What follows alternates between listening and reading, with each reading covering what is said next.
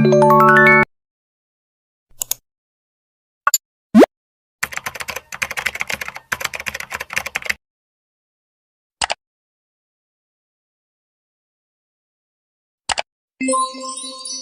everyone, it's Yan. Today I'll show you how the Fibonacci sequence and the golden ratio appear in everyday object from nature, an egg and a leaf.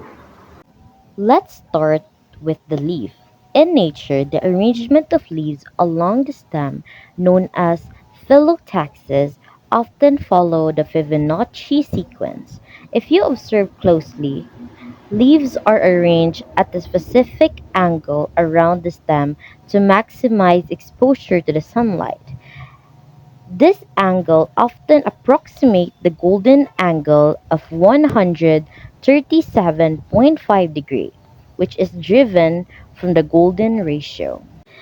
Additionally, the veins in the leaf can show branching pattern similar to Fibonacci numbers like 1, 2, 3, 5, and so on. This branching helps efficiently transport water and nutrients throughout the leaf.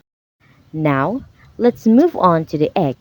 Its oval shape closely follow the proportion of the golden ratio.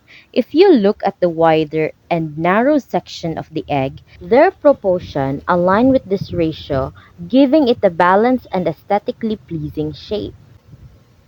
When we cut an egg in lengthwise, notice how the yolk is slightly off center, closer to one end.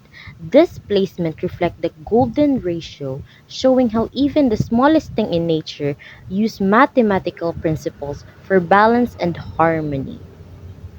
So there you have it. Thank you for watching and I hope you enjoy exploring the mathematical wonders with me. Thank you.